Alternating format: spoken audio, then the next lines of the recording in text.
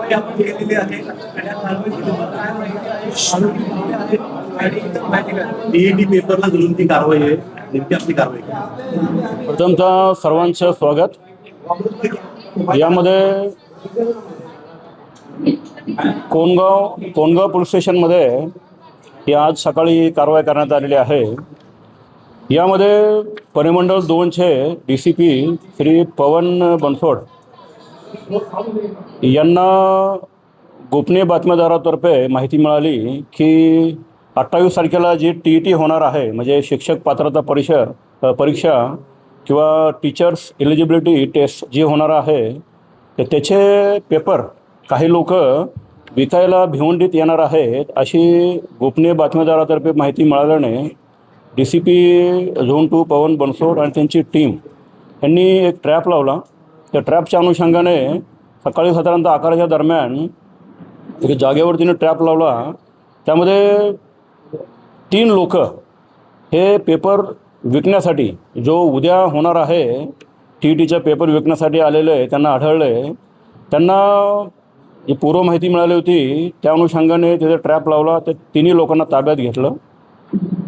त्यांच्या अंगझडतीमध्ये त्यांच्याकडे एकूण उद्या जे पेपर होणार आहेत त्याचे 4 सेट हे पेपर मिळाले.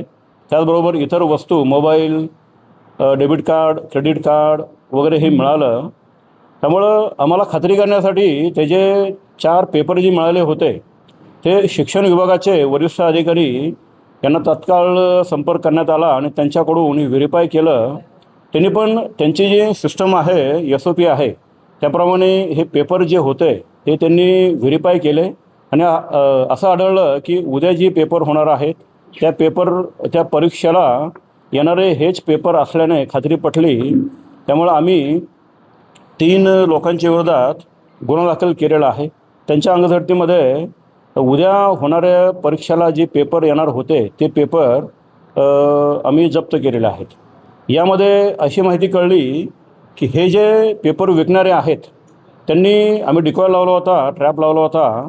त्यामध्ये जवळजवळ 1.5 करोड रुपयेची त्यांची अपेक्षा होती आणि ॲडव्हान्समध्ये पण त्यांनी पैसे मागितले होते. त्या ट्रॅपमध्ये सगळ्या गोष्टी आम्ही रेकॉर्डवर घेऊन त्यांच्यावर गुन्हा दाखल केलेला आहे. यामध्ये तपासाचं गांभीर्य बघता, प्रकरणाचं गांभीर्य बघता वरिष्ठांच्या आदेशाने यामध्ये एक विशेष तपास पथकाची निर्मिती केलेली आहे. त्यामध्ये तपास पथकाचे हेड म्हणून DCP श्री पवन बनसोड हे आहेत आणि त्यामध्ये या ठिकाणी 2 ACP आणि 9 PI, API आणि बाकी इतर एक 20 कर्मचारी अशी विशेष तपास पथक नेमलेलं आहे. वरिष्ठांच्या मार्गदर्शनानुसार हा तपास चालू आहे. पुढील तपासासाठी विविध ठिकाणी आमचे तपास पथक रवाना झालेले आहेत. यामध्ये सखोल तपास करण्यात येईल आणि जे निष्पन्न होतील, ज्यांचा सहभाग आढळेल त्यांच्यावर पुढील कायदेशीर कारवाई आम्ही करणार आहोत. हे पेपर फक्त भिवंडी किंवा ठाणेमध्ये विकले गेले की बाहेर ऑलरेडी विकून तिकडे आले? आता ह्याच्यामध्ये प्रथमदृष्ट्या आज सकाळी हे झालेलं आहे, शक्यता नाकारता येत नाही आहे. इतर ठिकाणी पण विकल्याची काही माहिती आम्हाला मिळालेली आहे. त्यामुळे मेन आरोपी पकडल्यानंतर या बऱ्याचशा गोष्टीचा खुलासा होईल. त्यामुळं तपासामध्ये आम्ही सर्व शक्यता गृहीत धरून हा तपास चालू केलेला आहे. त्यामध्ये कोण इन्व्हॉल्व असेल, कुठे विक्री केली असेल, या सर्व अनुषंगाने आमचा तपास चालू आहे. मुख्य आरोपी अजूनही फरार आहे? मुख्य आरोपी फरार आहे. काय आहे तिघांची नावं आहेत? तिघांची नावं काय आहेत? कुठून आलेले आहेत? कुठल्या राज्यातले आहेत? अच्छा, हे जे आहेत हे सध्या आमच्या ताब्यात 3 लोक आहेत. हे एक हरियाणाचा राहणार आहे आणि 2 हे बिहार राज्यातील आहेत. हे एकंदरीत आत्ता पण केलेल्या तपासामध्ये ही माहिती कळली की ते सगळे दिल्लीवरून आले होते.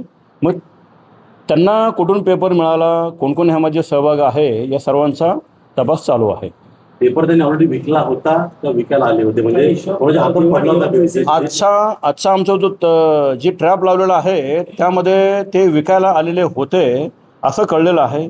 परंतु ह्यांनी हा पेपर कोणाकोणाला विकला होता, कोणकोणत्या सहभागी होतं, त्या अनुषंगाने पण आमचा तपास चालू आहे. त्याला विकायला आले होते त्याची काय माहिती मिळाली का? त्याला नाही, या ठिकाणी आम्ही गोपनीय बातमीदारातर्फे ही माहिती कळली होती की ते विकायला येणार आहेत. त्यामुळे त्या अनुषंगाने आम्ही ट्रॅप लावला होता आणि त्या ट्रॅपमध्ये त्यांना ताब्यात घेतलेलं आहे. कोणाला विकायला आले ते माहीत पडले का? कोणाला विकायला आले? कुठली नाही, संस्था आहे? ह्याच्यामध्ये एकूण 1.5 करोड रुपये त्यांची अपेक्षा होती, तेवढी मागणी केली होती. आणि त्यानंतर त्यांच्या सिस्टमप्रमाणे ते त्यांचे जे काही विकत घेणारे आहेत त्यांना विकणार आणि नंतर ते खाली जे कॅन्डिडेट आहेत, शिक्षक कॅन्डिडेट आहेत, त्यांना विविध रकमामध्ये पेपर देऊन ते विकणार होते. हे कोणाला विकणार होतं? आता एक मिनिट मराठीमध्ये लाईव्ह चालू प्लीज. साहेब हे पेपर ज्याला विकायला येणार होते ते कुठल्या विद्यार्थ्याला विकणार होते? कुठली शैक्षणिक संस्था होती? क्लासेस होते? काय होतं? सध्या अशी कुठली माहिती प्राथमिकदृष्ट्या समोर आलेली नाही आहे. परंतु ह्याच्यामध्ये आम्ही सर्व शक्यता गृहीत धरलेली आहे. ह्याच्यामध्ये जे काही त्यांचे प्रॉस्पेक्टिव्ह बायर्स असतील किंवा इतर जे कोचिंग सेंटर्स असतील, हे सर्व शक्यता तपासामध्ये आम्ही गृहीत धरलेली आहे. यामध्ये बेवंतीतील काही शिक्षकांचा सहभाग असेल? नाही, असं कुठलं आतापर्यंत आढळलं नाही आहे. हे जे पेपर होते, हे पेपर जे होते हे दिल्लीवरनं ते लोक घेऊन निघाले होते. हे फक्त भिवंडीपुरते मर्यादित नाहीत.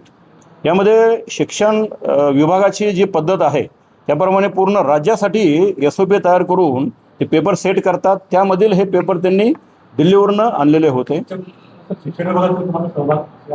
नाही, यामध्ये आत्तापर्यंत केलेला प्राथमिक तपास आहे. आता फक्त FIR दाखल झालेला आहे, पंचनामा केलेला आहे. यामध्ये ज्यांचा सहभाग असेल त्या सर्व तपासामध्ये या सर्व गोष्टी काही दिवसांनी तुम्हाला सांगू. आता सध्या सर्व शक्यता मात्र आम्ही गृहीत धरलेल्या आहे. आरोपींची नावं? आरोपी नाव देतो आम्ही तुम्हाला. तर हे यांचं बॅकग्राऊंड काय? म्हणजे शिक्षक किती शिक्षित काय?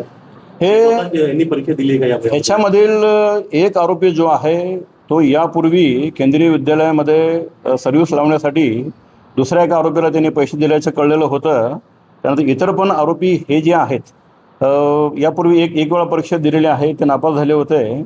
आणि हे जे आरोपी आहेत यांचा पूर्व इतिहास, यांना कुठून मिळालं ते पण आम्ही सर्व माहिती आम्ही घेणार आहोत.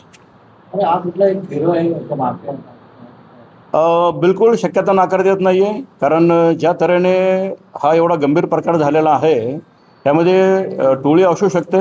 त्या अनुषंगाने पण आम्ही विविध कलम पण लावलेले आहेत आणि त्या अटक करण्याची आम्ही कारवाई करणार आहोत.